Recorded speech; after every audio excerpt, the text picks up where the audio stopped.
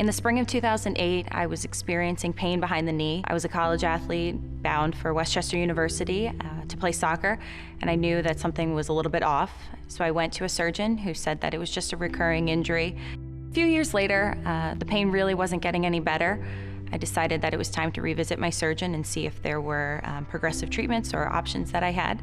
So we met with him. He did an MRI and said that everything looked to be okay, but that it was just a calcified lymph node, that a lymph node had hardened, and the reason that the pain was so excruciating was because it was leaning on a nerve. Quick fix, he said, a surgery. I'd be in and out that day and walking as soon as I possibly could.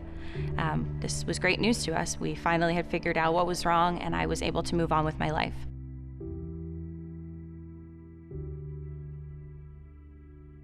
That afternoon, it was Halloween, it was a Thursday, and at 4 o'clock I was in the candle store preparing for the trick-or-treaters to arrive when I saw an unknown number call my phone. It was the doctor, and he said to me the very first words, "Are you sitting down?" At 23, I was hearing the words I never expected.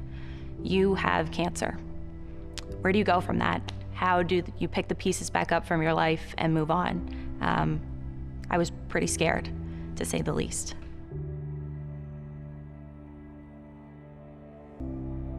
So we met with an oncologist, and she said that my only chance for survival was amputation.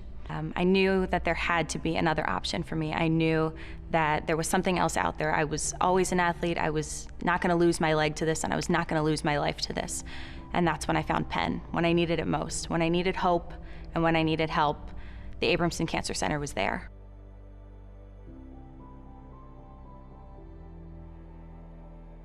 My approach was to review her story, of course, look at the medical records, review all of her imaging studies, obtain any new tests that we might need, and review it with our team. We have an amazing sarcoma team here. It's a multidisciplinary group of physicians and ancillary staff that look at every case to try and see what the options are for patients.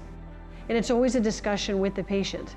So in Megan's case, it's a discussion about what is possible, what is reasonable, and what are the risks and benefits of each approach.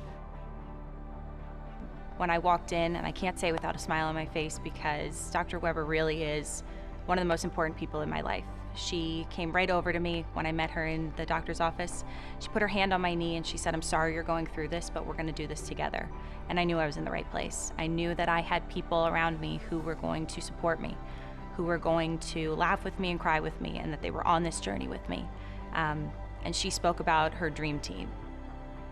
So Dr. Weber was pretty confident that from a cancer standpoint that she could excise the tumor completely. So Megan saw me to talk about her options for reconstruction.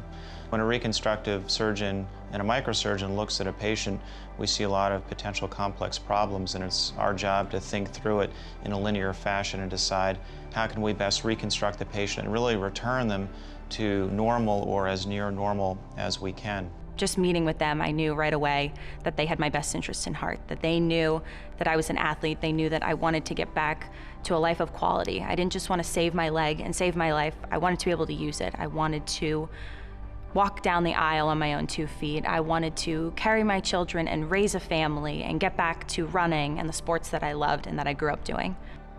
Meg asked what the possibilities were. So she didn't ask what the safe treatment was. She asked what we could do for her to allow her to live the life that she wanted. The day of surgery, I had a smile on my face. I was excited to see them. I was excited to be at Penn on the cutting edge of medicine with my dream team. The reconstruction took a long time because not only was it getting the parts that we need in advance of using them from Megan, but also Dr. Weber had to excise the tumor. We had to reconstruct the blood vessels to her leg. We had to reconstruct the nerves.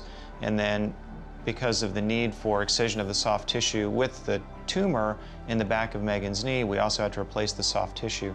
So we had to take some skin and fat from the front of her thigh based on little blood vessels and move it to the back of her leg and plug it in and reestablish its blood supply as well.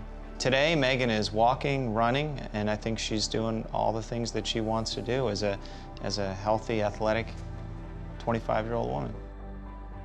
We could have done an amputation, and it would have been a quick surgery and a quick recovery for Meg, but her life would have been altered in unknowable ways. I am now 17 months cancer-free. 17 months post-surgery, I am able to walk my dog. I'm able to running a 5K at the end of the month for a sarcoma fundraiser, something I never thought that I would do again. We always need to push the envelope and find new ways.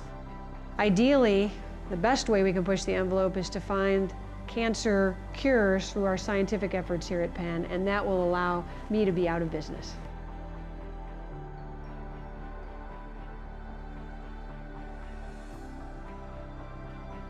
Next May, I'll get to walk down the aisle on my own 2 feet to marry the man of my dreams. I'll get to carry my children and raise a family. I'll get to go to their soccer games and take long walks on the beach with my family. I have my entire life at my fingertips, and I owe it all to the Abramson Cancer Center. This place, these people, not only saved my leg, but they saved my life. Tell someone.